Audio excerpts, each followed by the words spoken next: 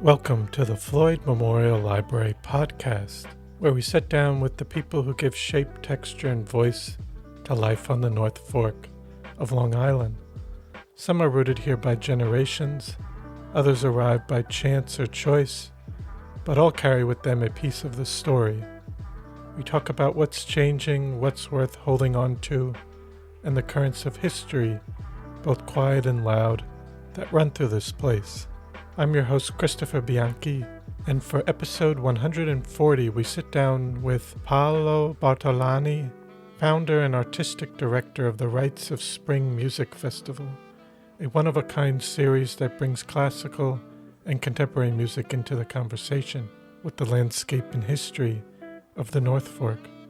Born in Italy, trained in Rome and Paris, Paolo brings a global perspective to his deeply local festival. We talk about the inspiration behind Rites of Spring, how he pairs music with the place, and why making art accessible and site-specific matters now more than ever. So I hope you enjoy episode 140 with Paolo Bartolani. This episode was recorded July 16th, 2025. Thank you so much for coming on the Floyd Memorial Library podcast today. I'm really looking forward to talking to you today. Welcome, and thank you so much, Christopher, having me today to talk at the library, Floyd Memorial Library. Mm-hmm. Yes, definitely. And usually with our podcast, I usually like to start off if you can give a little background about yourself, and you were born and raised in Italy. If you could talk about your time growing up there. Yeah, for sure. I born in Italy, close to Rome, a little village close to Rome, and I was from when I was young, always very passionate and interested to music in general, but my parents just were open to give me an education in music, and I didn't really want to pursue an academic degrees in music. It was just my interest, and I was fascinated about music in general, but very soon I start to study classical music, and in particular piano music.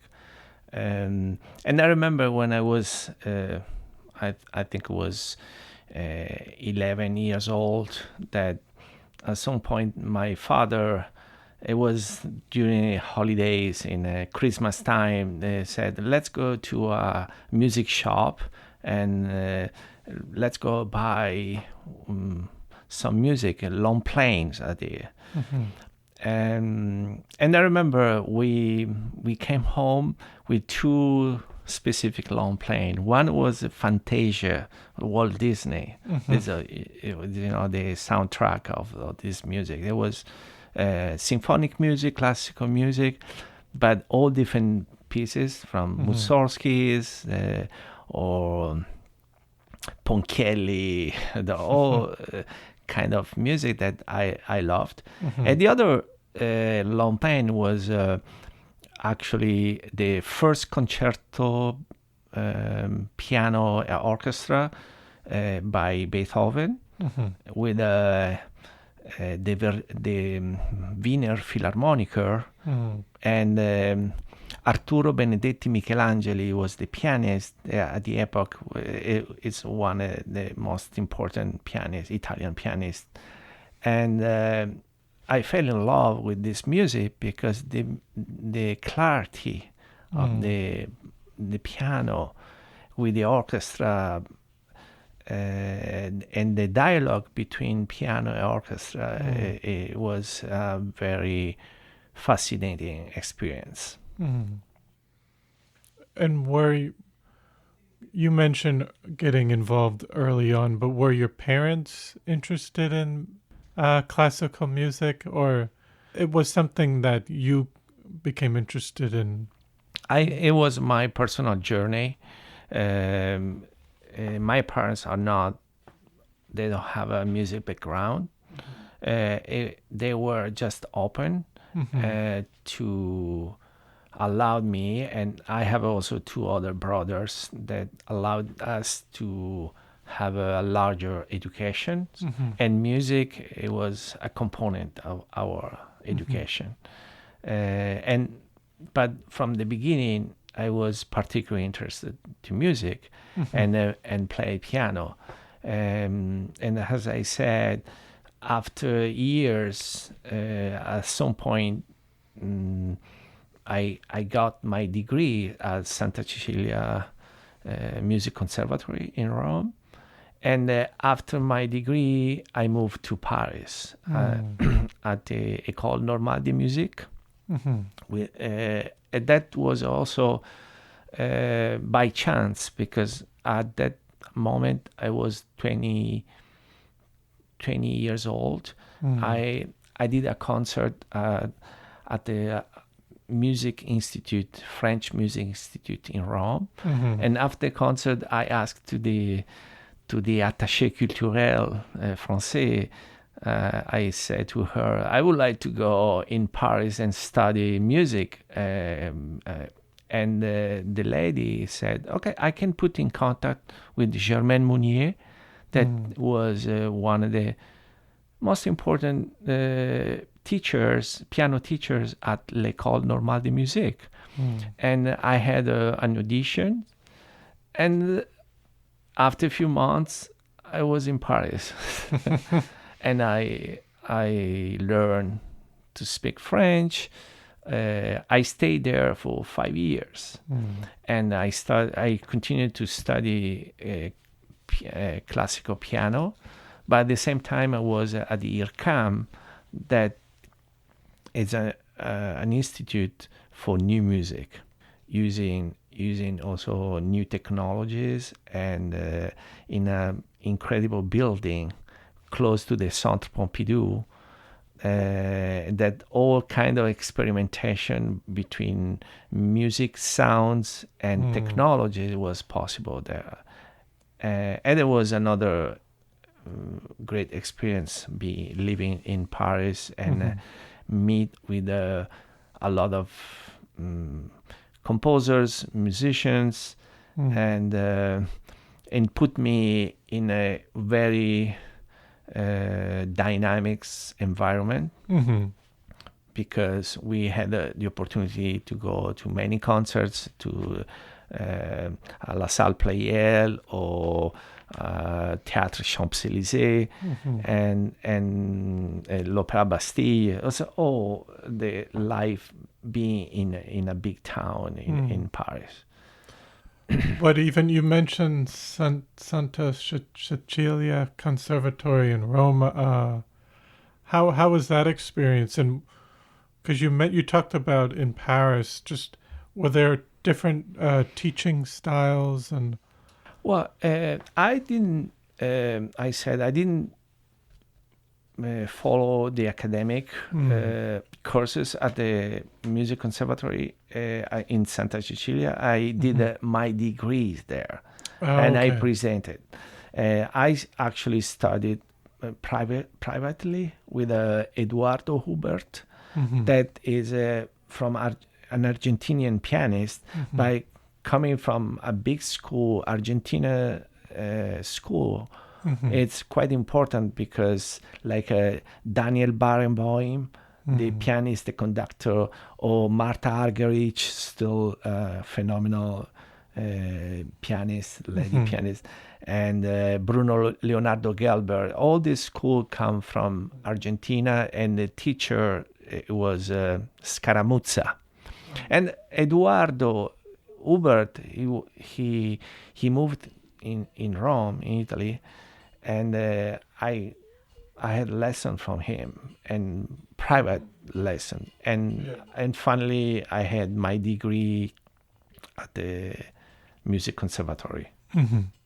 So when you eventually were studying in Paris, and there you started getting immersed in more contemporary and experimental music. Could you talk about that a bit? Yeah, as you know, Italy has a long music tradition, and the studying music in Italy, it's a quite traditional way to follow all the history, and as an instrumentalist or even composition studies, you follow. For example, as a pianist, you have to study 24 Prelude et Fugue by Johann Sebastian Bach, and still today you have to work there. And it's a good school. As you know, there are many good piano players, classical pianists, Italian classical pianists. Personally, because my family wasn't musical families. For me, it was my personal journey, and even interested to classical music. I always was looking how classical music can be relevant and connected with the contemporary contemporary societies. When I moved to Paris, I had my first important experience, because as there are important classical music institutions in Paris, but at the same time, Paris was also the center of a lot of new experimentations and a lot of networking with new music. And this Centre Pompidou and the IRCAM were the place to have this kind of meetings. There were conferences and workshops and concert presenting new music. And for me, it was a way to open my mind and to be more exposed to what is new music. And I remember very important events, like, for example, we know Gheorghi Ligeti is a composer. I was the premiere of the piano etudes with Pierre-Laurent Aimard, and Gheorghi Ligeti was there. And to be there, it was an important moment. Or other composers like Yannick Xenakis, that's also very important composer. He was an architect and composer. And for 1 month at la Maison de la Radio, we had everyday music by Yannick Xenakis and free concerts. And for me, just going there and listening new music and there were some talks and talking, the musicians were presenting this music. It was a way to have live music as a part of the daily life. Yes. And you were there for 5 years? Yes. And then from there, did you move? Yes. After my experience in Paris, I came back in Italy. And I was really with a lot of energies and okay, let's do something to change the environment, the music environment. And I started to collaborating with some organizations in Italy. And the first one was with Nuova Consonanza in Rome. That was a music organization dedicated to new music. But at the same time, my goal was to work in Italy, in Rome, but maintaining the connection with Paris and other countries, and that's being at Nuova Consonanzas. I start to work with some European projects. That means receiving funds from the European Union. We were able to collaborate with different countries in a specific programs, and that was for me a way to keep this connection with Paris and eventually to evolve with other countries, and it was a way to develop also my skills as a cultural manager, and actually I developed different cooperation programs, European programs, and this brought me to work after at the Biennale of Venice. I worked for 6 years in Venice, and Biennale of Venice. At that moment, I was coordinating a network with 9 festivals in music, dance, and theater, and the goal was to present new works combine all the performing arts, and for sure was another great experience. And then after Venice, I came back in Rome, and I start to work at the Santa Cecilia Academy, and I put together another European programs with 7 orchestras.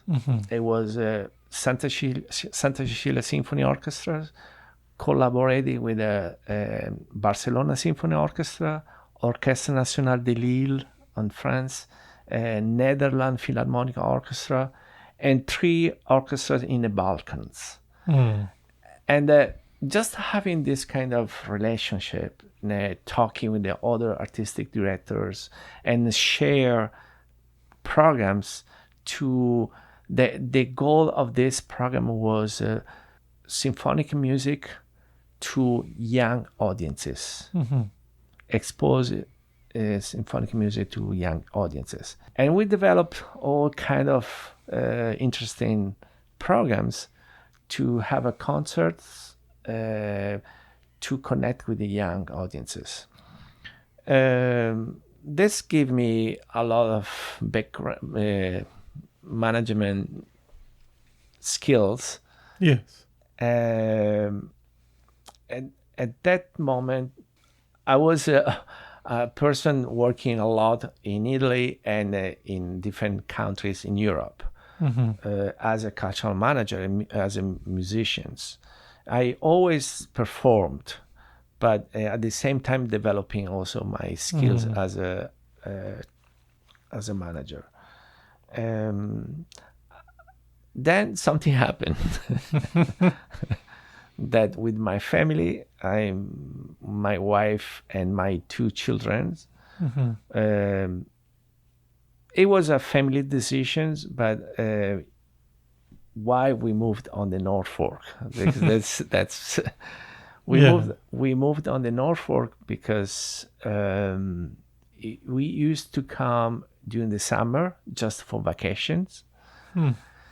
Because my wife she's Italian American, she's an architect, and when our children in Rome start to go to school, my wife that she worked in America, she worked in Manhattan for 10 years. Okay. She told me, Paolo, what about going in America? And because I like to start again, be a professional architect.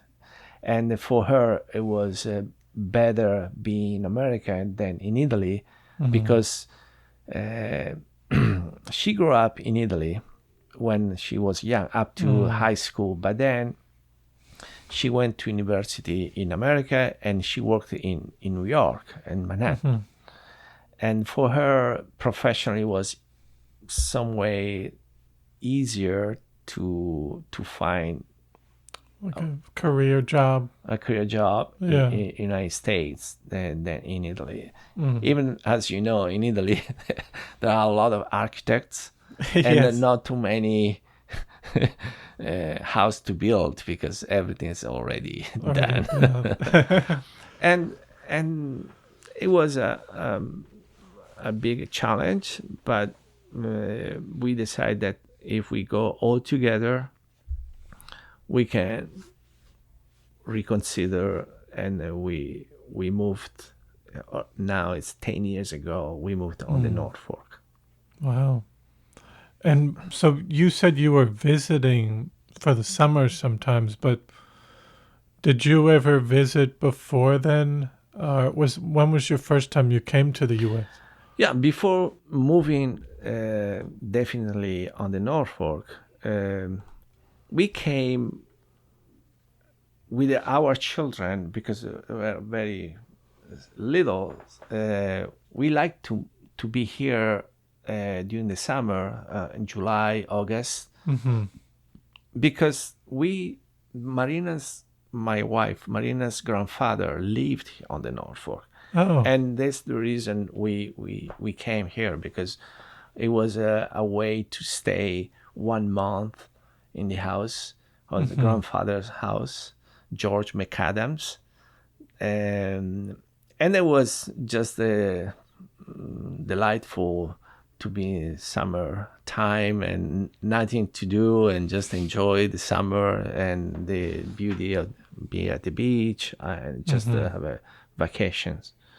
But then we decided to be here, and it's a completely different approach. Yes. And the environment is different, and I mean, you do have like the wineries and vineyards out here, but even just from you growing up in Rome, it's very different. But was it adjusting to the environment? Yeah, that's true. The environment was completely different, and at the beginning, as you know, in the Norfolk, you don't have you don't have a concert hall or theater for music, and quite soon I realized that instead to consider like a lack of facilities, I saw this environment in a different way, and I said, okay, where is the stage to present music in this area? And the spaces that offer North Fork are exactly the natural environment, the natural spaces, and the historical buildings.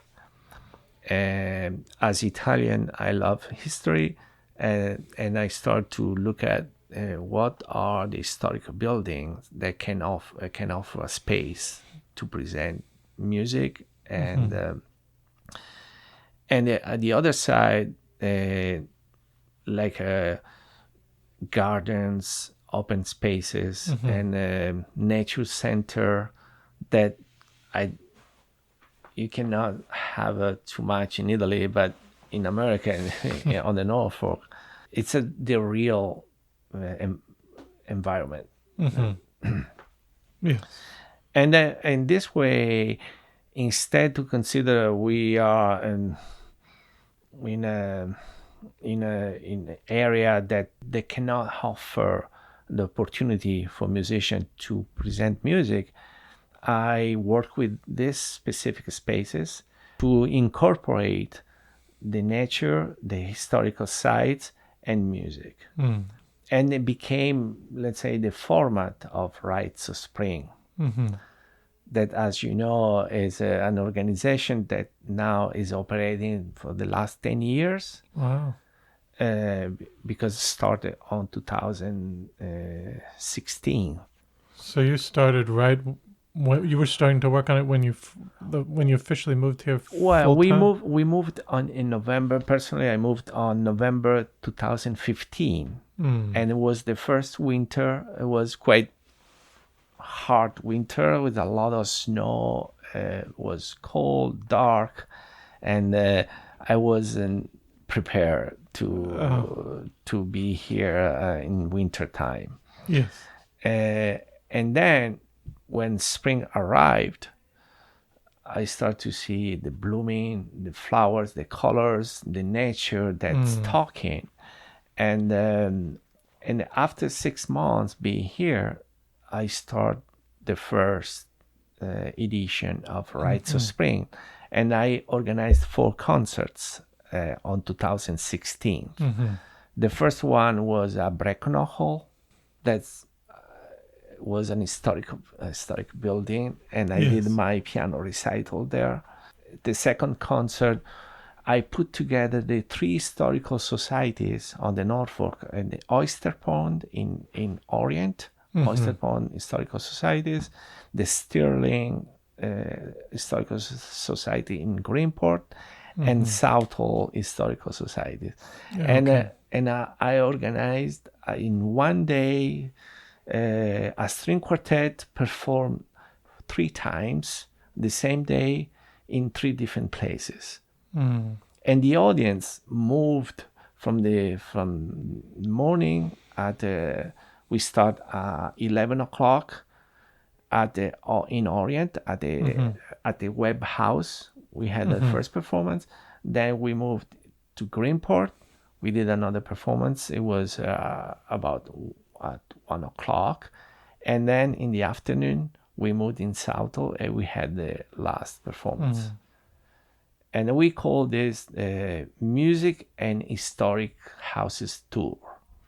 And then 2 more concerts. There was the first year. Another concert was at Castor Astronomical Institute, presenting new music. And the last one was in a vineyard, a Laurel Lake Vineyards, presenting opera concert. And I invite a soprano from Rome, and we had a opera recital. And that was my first. Yes. Yes. But was that first year starting out smaller and getting people interested, and then eventually over the next 10 years it's kept growing? Yeah, I didn't change the format because, as I said from the beginning, I want to integrate. It was not an operation. Someone came from another countries and bringing their background. I was a way to connect with the communities, with the people living here, and working in different places, give me the opportunity to connect with the local businesses, to partner with them. I consider all venues our partners. And for example, I didn't want really rent spaces for concert, because if you just the transaction is just economic, you don't have a really interest from the other side. Instead, I was like an ambassador. Okay, I offer music, you can offer your space, and we can do cross promotion. It could be a win-win for each side. Yes. And over the years, it was a successful formula, because there are more and more locations. They want our performances, and many times I saw how the owners, or they were just surprised how people came in at the performance, and then they start to be interested to this location, no? And became members, wine members, if in a vineyards, or they become member for the historical societies, or they become members of the nature centers, and And this is another way to connect different places with different missions. And this also, maybe I can say that my role as a artistic director of Rites of Spring, I give a different definitions of artistic director. I think today, usually artistic director is the person that select the musicians and the programs to have a series. But this is too simple. I consider the artistic director is, first of all, a person that is a designer of new spaces for creativity. And those spaces allow to create new social connections. That means an artistic director is a designer of spaces like on the North Fork that we don't have a concert hall, but I found over the years more places that we can present music. And it's not just a space to offer a performance, but you transform the space. And it's a space that offer an experience. It's a space of creativity, of freedom, and people are gathered and they enjoy the experience. And you mentioned some places that, whether it's the environment or the historical building, transforming that into a venue that people would be interested in coming to, bringing it together, blending the music, landscape, and history. How build it to be an artistic director or a executive director of a cultural organization? You don't know exactly how you can connect with the people. For sure, your mission is important. We want to present classical music, but the way people are coming, there are different level of connections. For example, when we organize our series, there are people, they are interested to discover new places. They go to a concert, they enjoy the performance, but also they go in a place they've never been, and then after the concert say, Paolo, thank you so much, because I never been this place, and you offer me the opportunity to enjoy this new place, have a nice experience. And that's, they come to, or there are other people that they know the place, and they come to experience a program that probably is not really exciting for them, but because they like the place, they come and they enjoy also the concert. And it's not just the place.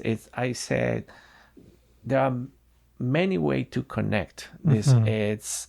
It's the history of this specific place. It's the beauty of one specific place. And I just can mention our last concert. We had a Landcraft Garden. That for sure is a beautiful place. But we had a sold out concert with more than 200 people. Wow. And we present a string quartet with a program with all living composers. That means new music. And our goal was, okay, you are coming, listen to a string quartet. And as you know, has a long traditions, 250 years old, when Haydn created this form, a music form, the string quartet. But we titled this performance New Ways of Looking All Things. And the program was completely a program of new music with living composers.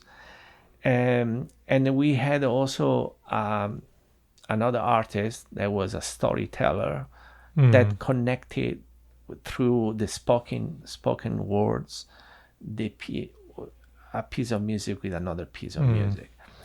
And at the end of the concert, I got a lot of feedback by email, and a lot of people enjoyed the experience to come in a beautiful place, walking in a garden, and experience the concert. And and I'm quite sure they didn't come for the specific music program, but the full experience, it was for them very rewarding. Festival includes both classical and contemporary works. Why is that mix important to you, and how do audiences respond to it? I believe on classical music, and I also always thinking that as an organization, we are not a museum that we present only masterpiece of the past. It's not a way to look back, but the history, the music history, give us the roots and the energy to look forward. And this is the reason we like to present classical music with new music, because there's not this connection in some ways. It's a tension, it's like an arch that go from the past to the future. And it's not only how the music that we present that's important, but also the format, how we present the classical concert, because we know very often the perception of classical music is being probably boring music, and also for an audience that's old or not for young generation. And to change these perceptions, we need to also create a different way to experience classical music. And I consider this as the traditional format. You have the stage with the musician, and the people are sitting and stay for 2 hours and listen to music. It become more and more challenging. It's not just for young people, but also for anybody, because everything changed now. We are much more connected with the electronic devices and with our daily life. We are connected with the computer, the phone, and the TV. And for me, it's important to experiment different format of the ritual of the concert. And I call this, like this definition, empathic practices. We need to experiment different way to empathize and to interact with the audience, and be more interactive, not just unidirectional. In one side you have the musicians, and the other side the audience, and that's it. Yeah, there's that barrier. And this create a barrier. Yeah. And this what we want to facilitate. Doesn't mean we need to change the music, because I said the content is still there. It's still relevant. I think that Beethoven, Mozart, Brahms, all the classical musicians are still very relevant for our societies, but the context we present this music need to change. Yes. And only creating a more informal way to offer music can give another chance to be successful.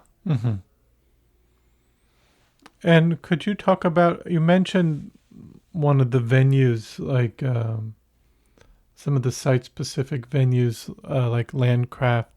But how do you kind of come about where you go and look for different venues across the North Fork and see what might fit?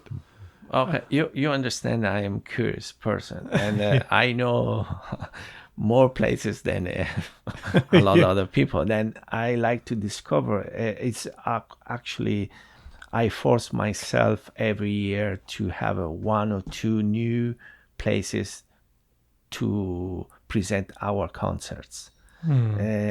For sure, we have some venues that now they start to become more long partnerships, but also having new places is another way to challenge our organizations, and also it's a surprise for our audiences.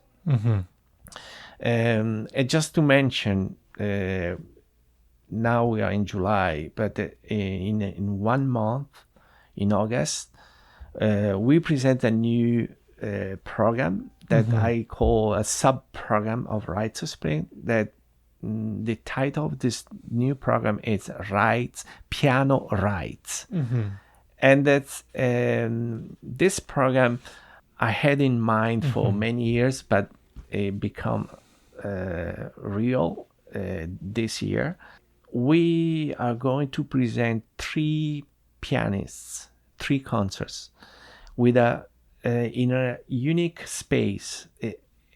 We never been there. It's the historic barns at McCall Vineyards, at the McCall Preserve. Yes. That was a barn that it was actually they rebuilt this barn. And Just exactly to the specification. yes, and this barn, I consider this barn like a wooden cathedral. Yeah. In the acoustics phenomenal, is inside empty.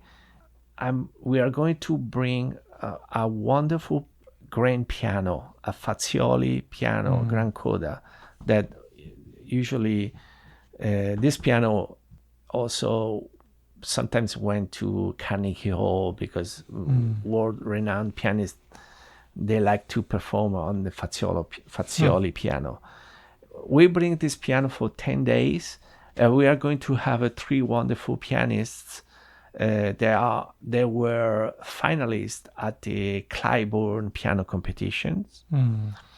And that's another way to experience in a new space. This a barn, a grand piano, wonderful instruments, and three pianists.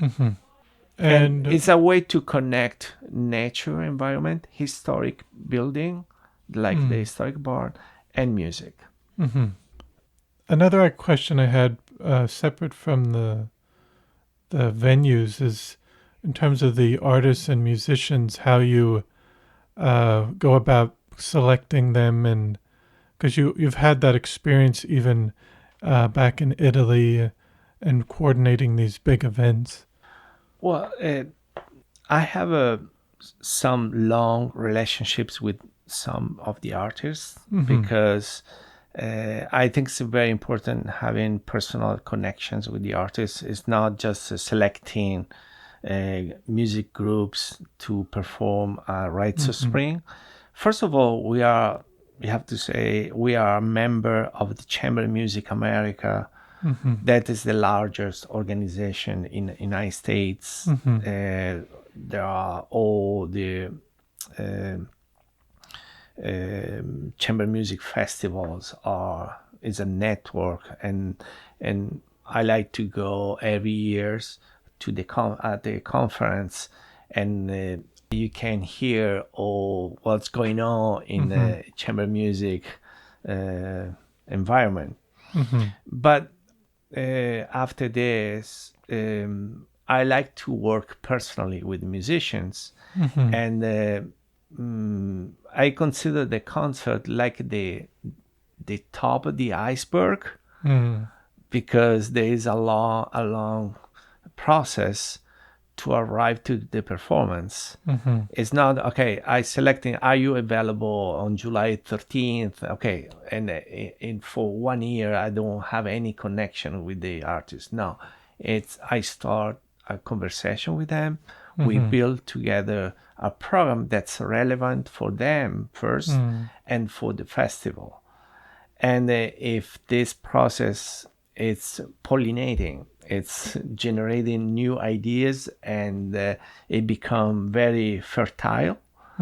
And this the reason, for example, I have some musicians that I invite quite regularly, but each time presenting new programs, but they know also what our visions, and they, in this way, they help to grow with our mission.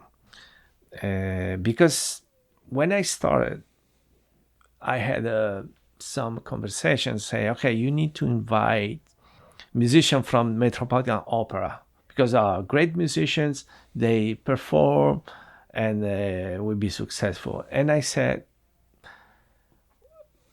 those people can come, they perform once, they perform for 1 hour beautifully, and then go back home. And what you have?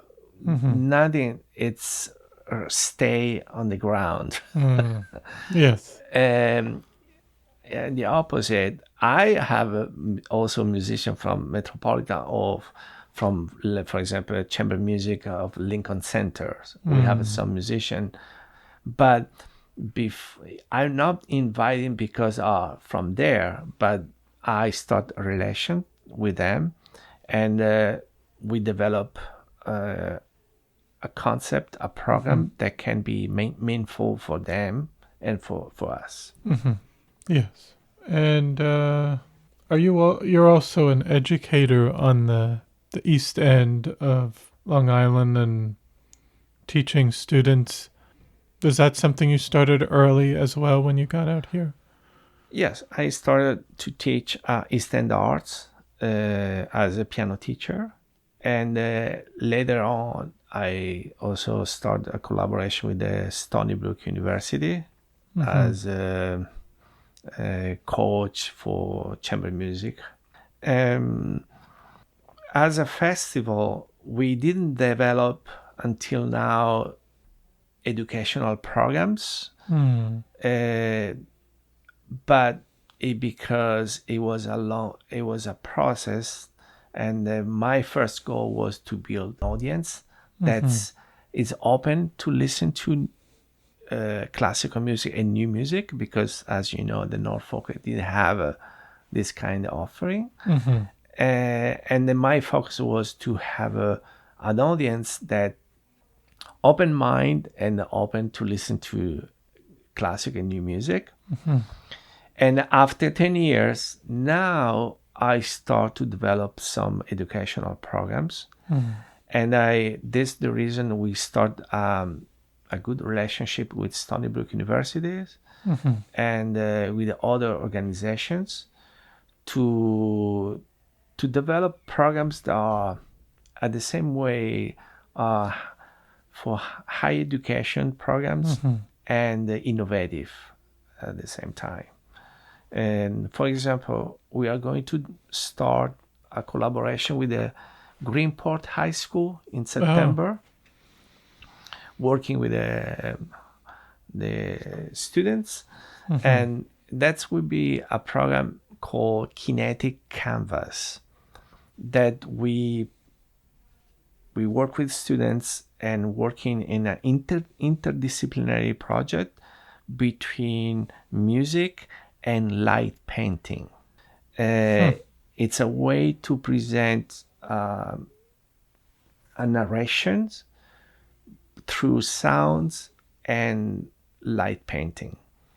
And it's exciting because we already had a program, similar program in Islip High School last year, because I was part of a larger program called Peace that was coordinated by BOSI's school system and the Patchogue Art Council Okay. that put together music and art teachers from schools, and they call cultural presenter like me.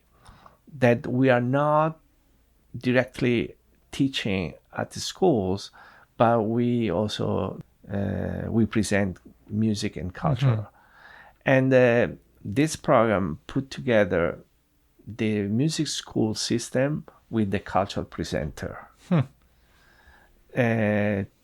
to create innovative programs for students to expose them to music and arts. Are you still doing classical music within the schools? Well, we are going to have a conversation. We start a conversation with the music teachers, with the chorus teachers, and the band teachers. And this program will be asking to students to, in one side, to perform music, written music, classical or even modern music, but the other side also give them the opportunity to improv and to express their emotions through sounds. Yes. And as you can see, it's not a traditional way to present music education. And this is something that I believe, and we start now with Greenport High School.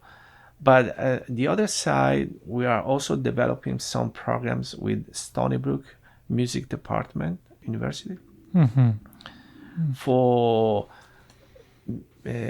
young professional musicians to offer opportunities, because many musicians, they are phenomenal musicians at the Stony Brook University. They received their DMA as a doctorate in music, and unfortunately, after their doctorate, they don't know how to offer this themselves as a musician, artist in the societies. And as a festival, I like to cooperate more with the music department at Stony Brook to offer the opportunities to those musicians to not just perform, but also to be like impresarios of themselves. Offer, I call this professional development. Yes. Yes. We already have in place some programs. For example, every year, the last 5 years, we had we call this a piano marathon. At the beginning of the festival, I invite about 10 or 15 pianists, are all phenomenal, and they do a marathon in one day at the James Bond Mini House.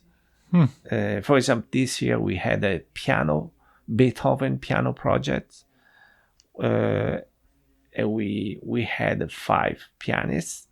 Each one performed a piano sonatas by Beethoven. Wow. But this is one aspect.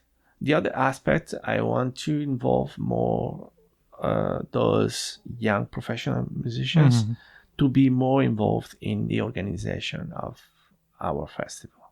Yes. And then you mentioned that you also have expanded and have venues on the South Fork as well. Do you see it continuing to expand? Well, this it's a kind of dream, also a hope. I start a conversation with the opera department at Stony Brook University.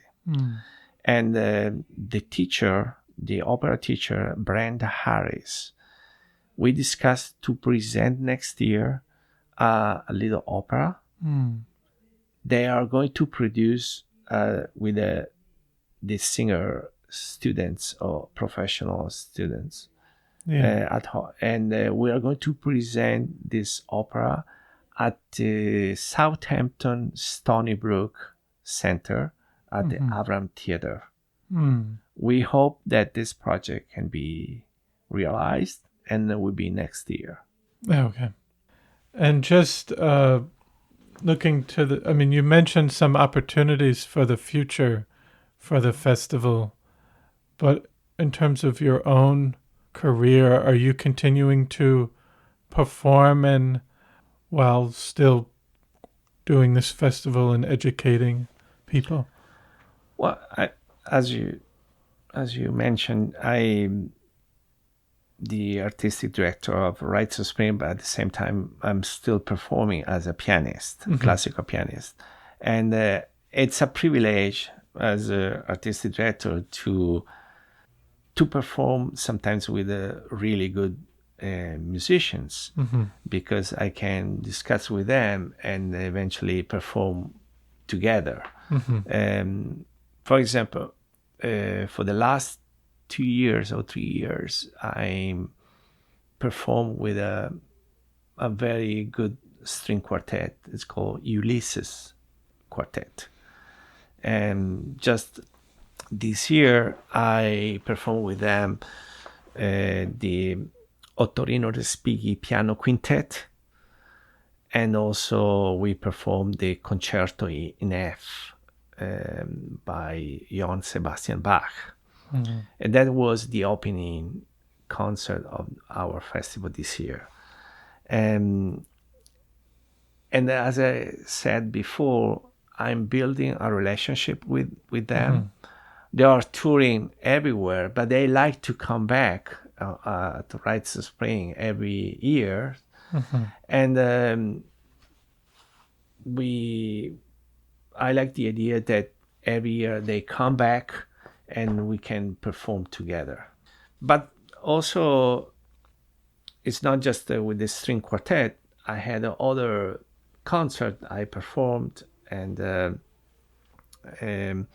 musicians of all different backgrounds. I would like to mention I had this concert at Pocatock Hall in Orient last year, or maybe 2 years ago. It was with Tom Manuel at the trumpet, and Tom Manuel is a jazz player and historian in jazz music, with Gil Goldstein, that he's played the accordion and is a Grammy Award performer, but also coming from jazz music and improv music. But at the same time, I was at the piano, and I invited also Laura Metcalf, that's a cellist, classical cellist, and we had this very particular group that was accordion, trumpet, piano, and cello. And we put together a program with the music by Kurt Weill and Mahler.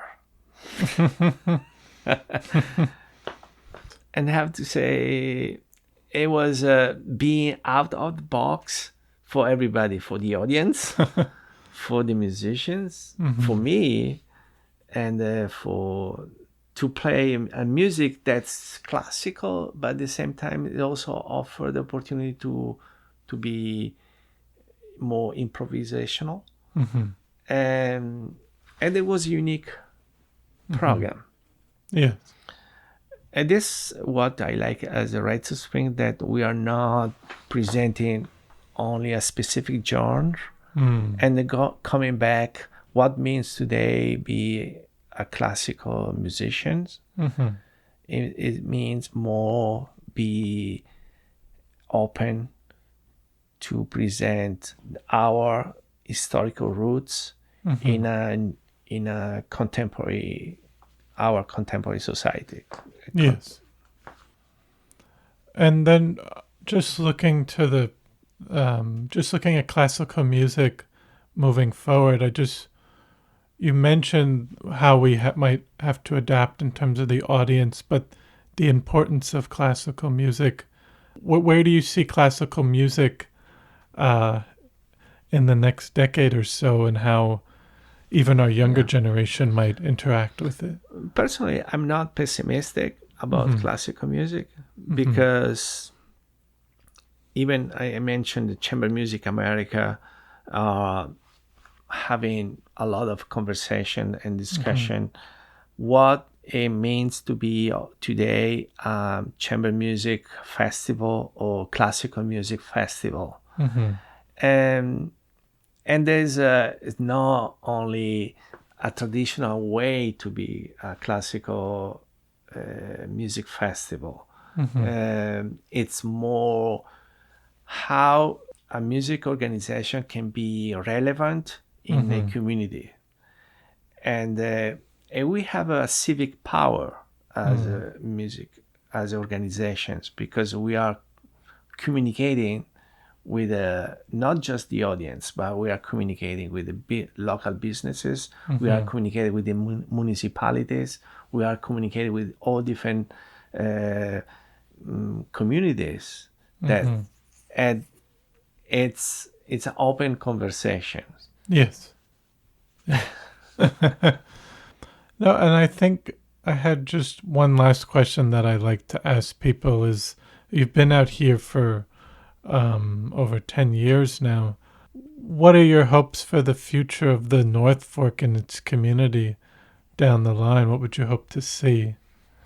Yeah, I said before, I like to work more as a musician, as an ambassador of a better cultural environment that everybody is part of. Yes. We are not exclusive. We are inclusive. This is the reason we are open to all different cultural programs. We are open to open dialogue with different communities. And I consider also high education it's important. But it's not just having traditional skills, because when we talk of classical musicians, we are thinking only technical skills.